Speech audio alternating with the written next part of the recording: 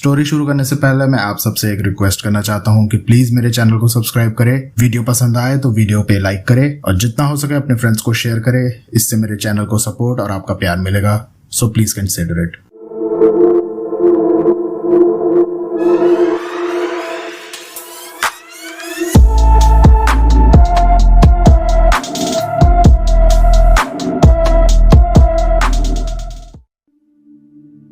यह शो किसी भी प्रकार के अंधविश्वास को बढ़ावा नहीं देता। हमारी कहानियां और किरदार पूरी तरह से लेखक के कल्पनाशील विचारों की निर्मित हैं। यदि कोई कहानी या घटना वास्तविक जीवन से मेल खाती है तो इसे केवल एक संयोग माना जाएगा। अगर आपको आत्माएं, भूत प्रेत, जिन पिशाच की कहानियां पसंद है तो आप सही जगह है। हम हमारे चैनल पे ऐसे ही डरावनी कहानियां लाएंगे। डर को महसूस करें क्योंकि डरना जरूरी है। आज की कहानी है छत्तीसगढ़ के सूरज पटेल की, जिन्हें एक चैलेंज एक्सेप्ट करना महंगा पड़ गया। मैं सूरज पटेल। बात उन दिनों की है जब मेरी शादी होके पहली बार अपने ससुराल गया हुआ था। पहली बार दामाद आया हुआ था, इसलिए मेरी खूब खातिरदारी हुई। मुझे मिलने बहुत रिलेटिव आए हुए थे। सबने अपने बारे में खुल के बात की, स्पेशली मेरे सालों ने। बातों बातों में मैंने भी बताया कि मुझे डरावनी भूतिया जगह जाना बहुत पसंद है। मेरी बात सुनते ही मेरे साले रुपेश ने बोला, ऐसा है तो आप रानी महल जाके दिखाइए, वो भी रात के 12 बजे के बाद। उसके ऐसे बोलते ही सब उसकी तरफ गुस्से से देखने लगे और उसको डांट भी पड़ी। इसमें हुआ ये कि मुझे रानी महल के बारे में जानने की एक्साइटमेंट अब बढ़ गई कि ऐसा क्या है रानी महल में जो इतना डरते हैं सब। मैंने इंटरनेट पे ढूंढा रानी महल के बारे में तो पता चला कि रानी महल 16वीं सदी में राजा रतन सिंह ने अपनी 10 रानियों के लिए बनवाया था। इस महल की खास बात यह थी कि यहाँ जाने के लिए राजा ने 2 रास्ते बनवाए थे। पहला जो सीधा राजा महल के सुरंग से होते हुए निकलता था और दूसरा जो जंगलों से होते हुए। अब मेरे पास दोनों महलों की लोकेशन भी थी तो मैंने मन में ही रुपेश के चैलेंज को एक्सेप्ट कर लिया। मुझे और भी जानना था रानी महल के बारे में, तो मैंने प्लान बनाया कि आज रात सब लोग सो जाएंगे तब मैं निकलूंगा। मैंने चुपके से रुपेश की जेब से जीप की चाबी भी निकाल ली थी और वेट करता रहा रात के 12 बजने की। मुझे नींद भी नहीं आ रही थी। 12 बजे तो मैं सबसे छुपते छिपाते घर से बाहर निकला और जीप लेके निकल पड़ा अपने रहस्यमय सफर पर। सबसे पहले मैं राजा महल पहुंचा। महल पूरी तरह से खंडर बन चुका था। मैंने टॉर्च जलाई और महल के अंदर जाने का रास्ता ढूंढ रहा था। हवेली पुरानी होने के कारण सब जगह जाले लगे हुए थे। जालों को हटाते हटाते मैं महल के बड़े से रूम में आ पहुंचा। तभी मुझे मेरे पास किसी के होने का एहसास हुआ। मैंने पलट के देखा तो कोई नहीं था वहां। मैं आगे बढ़ा और टॉर्च से इधर उधर देखने लगा कि सुरंग किस दिशा में होगी। कौन है? कोई है क्या वहां? तभी मेरे सामने से एक काली बिल्ली गुजरी। मैं थोड़ी देर के लिए डर गया था क्योंकि उसकी वो हरी आंखें ही मुझे दिखाई दे रही थी। आगे बढ़ा तो मुझे ऊपरी माले से रोशनी दिखाई दी। मैं रोशनी की दिशा में बढ़ा तो किसी के खांसने की आवाज मुझे सुनाई दी। मैं दौड़ते हुए उस कमरे में गया तो वहां एक बूढ़ी औरत सोई हुई थी जो दर्द के मारे करा रही थी। वो जो भी थी बहुत डरावनी लग रही थी। उसके बाल जहां फैले हुए थे। मैं उसकी तरफ बढ़ा तो मुझे कमरे के आईने पर किसी की परछाई दिखी जो बिल्कुल मेरे पीछे खड़ी थी। मैं जैसे ही पलटा वो परछाई भागने लगी। मैं भी उसके पीछे भागा और उसको रोका। उसने अपने मुंह पर से शॉल हटाई। वो कोई आदमी था। उस आदमी ने बताया कि वो रामलाल है और उसकी पूरी पीढ़ी इस महल की रखवाली और देखभाल करते हैं। ऊपर जो औरत है वो राजा की चौथी पीढ़ी की आखिरी वंशज है, इंदुमती देवी। उसका कोई नहीं है तो वो अपने आखिरी पल राजा महल में ही बिताना चाहती थी।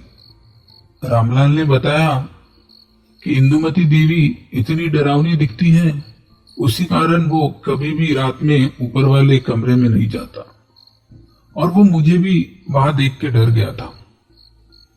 मैंने रामलाल को रानी महल के रहस्य के बारे में पूछा तो उसने बताया कि उसके दादा ने उसको बताया था राजा रतन सिंह ने ये दोनों महल, राजा महल और रानी महल, एक साथ बनवाए थे, और वहां आने जाने के लिए एक खुफिया सुरंग भी जो सिर्फ राजा को पता थी, जहां से राजा अपनी रानियों को मिलने जाया करते थे। उनकी 10 रानियों का राज सिर्फ राजा रतन सिंह को ही पता था। सिर्फ वही सुरंग से जाके रानियों का हालचाल देखते थे। ऐसे ही कई साल बीत गए और एक दिन वो मनहूस दिन आया जिस दिन पड़ोस के राजा कुंवर सिंह ने राजा रतन सिंह के खजाने के लालच में महल पर हमला कर दिया। राजा को मारकर खजाना लूट रहे थे, तभी उनके हाथ वो खुफिया सुरंग लगी जो रानियों के महल में निकलती थी। सारे सैनिकों ने रानी महल पर हमला कर दिया। सारी रानियों के आभूषण लूट के उनको भी मार डाला। बोलते हैं तब से रानी महल की रानियों की आत्माएं वहां भटकती रहती है, और वो आज भी राजा रतन सिंह के महल लौटने का इंतजार कर रही है। कहते हैं कि कोई भी आदमी या औरत अगर रानी महल के आसपास भी जाता है या वहां से गुजरता है तो उसकी कभी कोई खबर नहीं मिलती कि वो जिंदा है या मर गया। रामलाल की बातें सुन के मुझे थोड़ी हंसी आई कि आज भी लोग ऐसी अंधविश्वास पे भरोसा करते हैं। रामलाल ने बातों बातों में ही बताया था कि महल के टूटने के कारण वो खुफिया सुरंग भी बंद हो चुकी है। इसी कारण मुझे जंगल के रास्ते से निकलना पड़ा रानी महल के रहस्यों की खोज में। आगे क्या हुआ सूरज के साथ उस रात रानी महल में। रामलाल से राजा महल और रानियों के बारे में सुनकर मैं रानी महल की ओर निकल पड़ा। मैप को फॉलो करते हुए मैं चलते जा रहा था। तभी मैं एक सुनसान मोड़ पे आके रुका।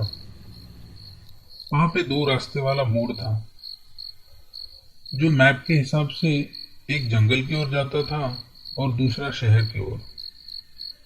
मैंने जीप जंगल की ओर मोड़ ली। आगे थोड़ा देर चला ही था तो फिर से 2 मोड़ आए, जिसमें से एक रास्ते पर बड़ा सा बोर्ड लगा हुआ था। मैं जीप से उतरा और बोर्ड पढ़ने लगा। आवश्यक सूचना, रानी महल की सीमा में सूर्योदय से पहले एवं सूर्योदय के पश्चात प्रवेश करना वर्जित है। अगर कोई इस सूचना का उल्लंघन करता है तो वो अपनी जान का खुद जिम्मेदार होगा। मैं नोटिस की बातों को इग्नोर करते हुए रानी महल के रास्ते मुड़ गया। वो रास्ता बड़ा ही घना और डरावना लग रहा था। तभी मैंने एक बात नोटिस की कि एक उल्लू मेरा पीछा कर रहा था जब से मैंने रानी महल का रास्ता लिया था। मैंने कहीं पढ़ा था कि उल्लू को बहुत अपशकुनी माना जाता है, पर मेरी दादी की माने तो उल्लू भूत पिशाच और नेगेटिव चीजों को महसूस कर पाते हैं, और वो उन्हें देखकर या महसूस करके चीखने लगते हैं, जैसे कि वो लोगों को सतर्क कर रहे हो, पर लोग उसका गलत मतलब निकालते हैं। मैं उल्लू को देख ही रहा था, तभी अचानक मेरी गाड़ी के सामने एक औरत आई और मुझे जोर से ब्रेक लगाना पड़ा, और शायद मैंने उस औरत को जीप के नीचे कुचल दिया था। खुद को संभालते हुए गाड़ी से उतर के देखा तो वहां कोई नहीं था, ना ही वो औरत, ना ही उसकी लाश। मैं काफी डर गया था तो थोड़ा बैठ के मोबाइल में लोकेशन चेक करने लगा। तो बस 500 मीटर ही दूर था महल। जीप में बैठा तो जीप स्टार्ट ही नहीं हो रही थी, तो मैंने पैदल ही जाने का मन बना लिया। मैंने अपनी बैग ली और चल पड़ा। थोड़ी देर चलने के बाद मैं महल पहुंच गया। वहां रानी महल की हालत राजा महल से भी बदतर हो गई थी। महल बहुत बड़ा था, पर पूरा महल पेड़ और झाड़ियों से भरा पड़ा हुआ था। मुझे कोई रास्ता भी नहीं दिखाई दे रहा था जहां से मैं अंदर जा सकूं।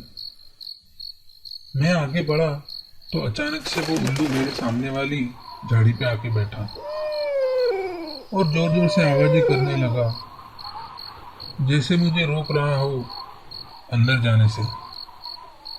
और अचानक हवाएं भी तेज होने लग गई।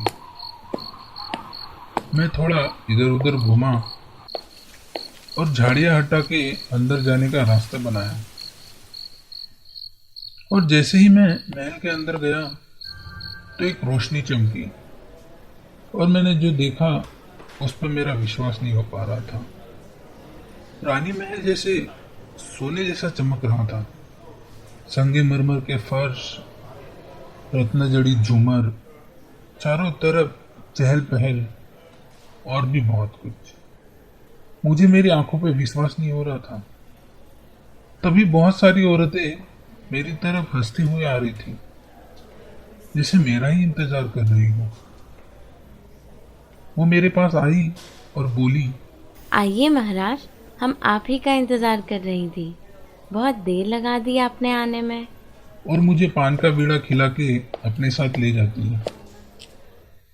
मुझे ऐसे महसूस हो रहा था जैसे मैं किसी मायाजाल में फंस गया हूं। वो 10 औरतें थी और मुझे महाराज बुला रही थी। तो मुझे समझने में देर नहीं लगी कि वो मुझे महाराज राजा रतन सिंह समझ रहे हैं। इस महाजाल को देख के एक बात तो पक्की है कि भूत और भूतों का साया सच में होता है। अब मेरे पसीने छूट रहे थे कि मैं अब इन रानियों के आत्माओं से अपना पीछा कैसे छुड़ाऊं। सारी रानियों ने मुझे एक जगह बैठाया और मेरी चारों तरफ बैठ गई और मुझे प्यार से निहारने लगी, मानो कब से तरस रही हो राजा रतन सिंह से मिलने के लिए। मैंने देखा कि रानियां इतनी इमोशनल हो रही थी कि उनकी आंखों से आंसू निकल रहे थे। रानियों का प्यार और बेचैनी को देख के धीरे धीरे मैं पता नहीं कैसे उनकी तरफ आकर्षित हो रहा था और भूल गया था कि वो महज एक छलावा है। थोड़ी देर में तो मैं खुद को ही राजा रतन सिंह समझने लगा था और महल में रानियों के साथ एक रूम से दूसरे रूम खेलकूद और मस्ती करने लगा। मैं जहां भी छुपता रानियां मुझे ढूंढ ही लेती थी। फिर मैं एक ऐसी जगह ढूंढने लगा जहां रानियां मुझे ना ढूंढ पाए। तभी मुझे महल के नीचे तहखाने में छुपने का तरीका सूझा और मैं दौड़ते हुए वहां जा रहा था। तभी अचानक मेरे पैर में कुछ चीज लगी और मैं नीचे गिर गया। तभी सारी जगह जैसे अंधेरा छा गया। सुनसान सा खंडर पड़ा हुआ महल। सारे महल की दीवारों पर पेड़ उगाए थे, मानो जैसे अंधेरा घना जंगल।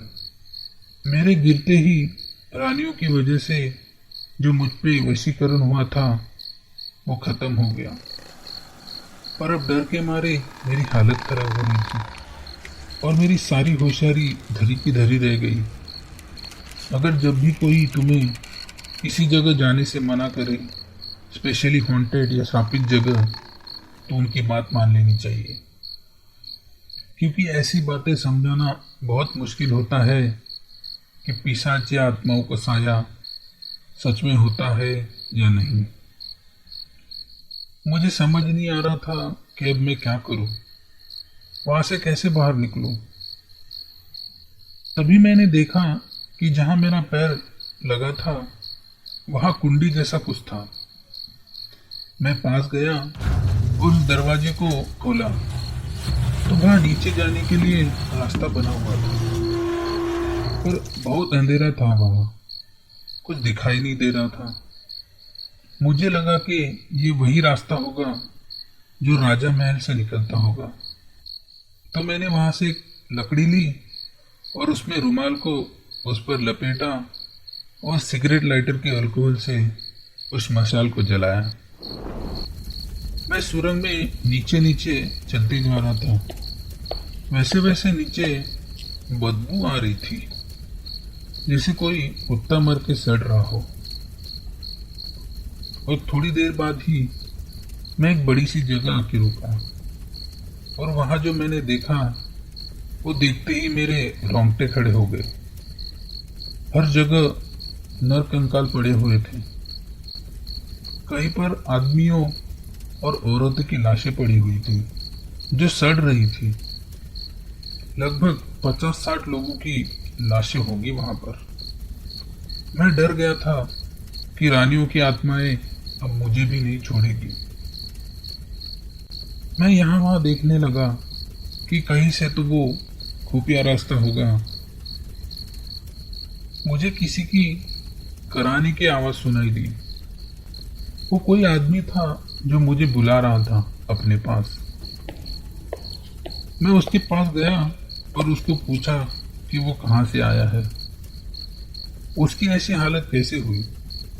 तो उसने बताया कि वो ऐसे ही मजे के लिए इस महल में आया था दोस्तों के साथ, पर अब एक एक करके सब मारे गए।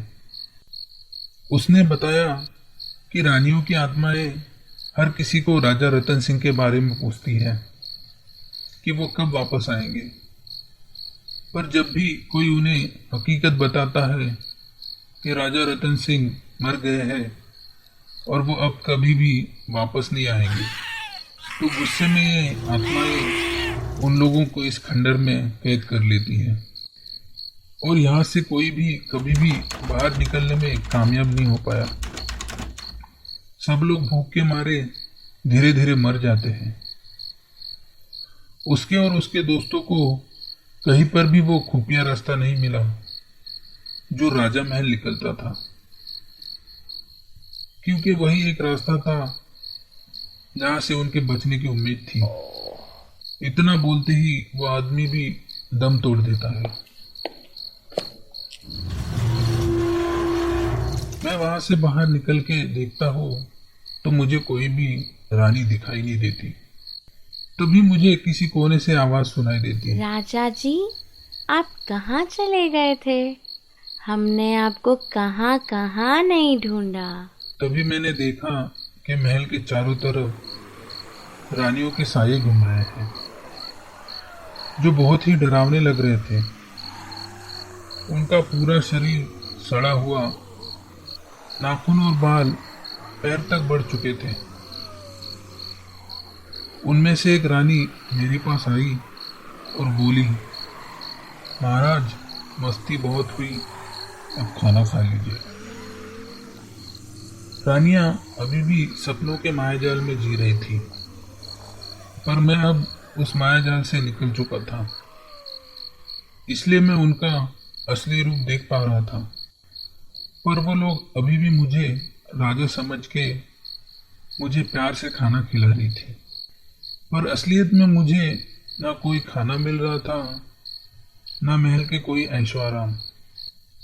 रानी अभी शायद सोच रही होगी कि वो किसी शाही आसन पर बैठी है, पर हकीकत में मुझे वो पेड़ पर बैठी दिखाई देती थी। रानियों को दिखाई देता था जैसे मैं किसी शाही पलंग पर सोया हूं, पर असलियत में मैं रोज नीचे जमीन पर सोता था। मैं इस दोहरी और डरावनी जिंदगी से परेशान हो गया था और मैंने डिसाइड किया, जो भी हो जाए मैं रानियों को बताऊंगा कि राजा रतन सिंह मर चुके हैं।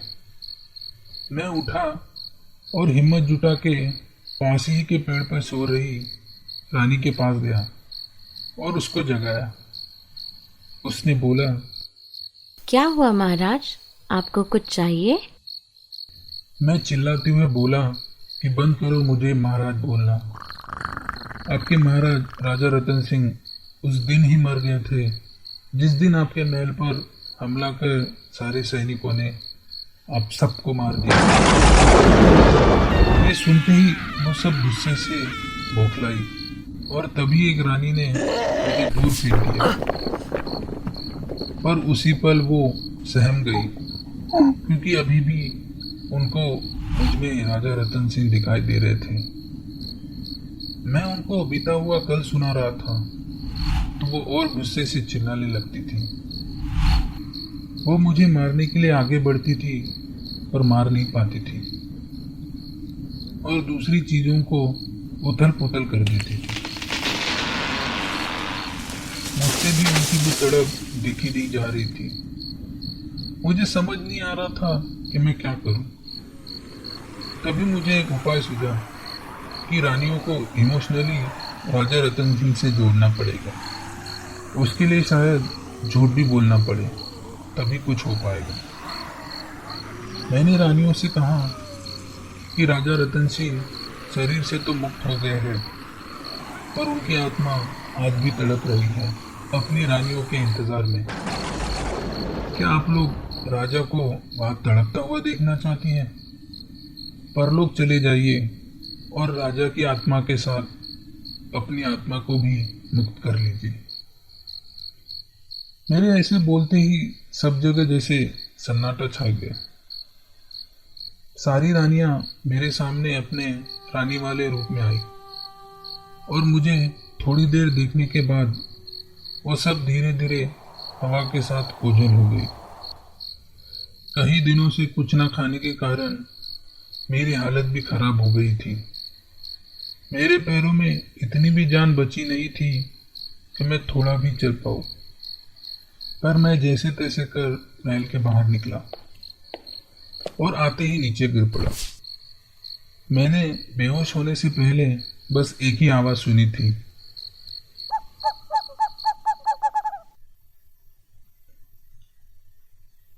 जब मैंने आंखें खोली तो मैं किसी हॉस्पिटल में था। घर वालों ने बताया कि मेरी जान एक उल्लू के कारण बची है। उस उल्लू ने चिल्ला चिल्ला के पास के गांव वालों को वहां आने पर मजबूर कर दिया था। गांव वालों को वहां मैं बेहोशी की हालत में मिला और उन्होंने मुझे हॉस्पिटल पहुंचाया। आज अगर मैं जिंदा हूं तो बस उस होशियार पंछी के कारण।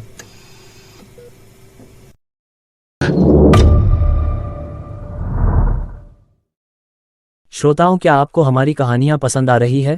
अगर हाँ, तो अभी सब्सक्राइब करें हमारे पॉडकास्ट को, जो लगभग सभी ऑडियो प्लेटफॉर्म पर उपलब्ध है। और हाँ, अबाउट सेक्शन में दिए गए लिंक से आप हमें सपोर्ट भी कर सकते हैं। धन्यवाद।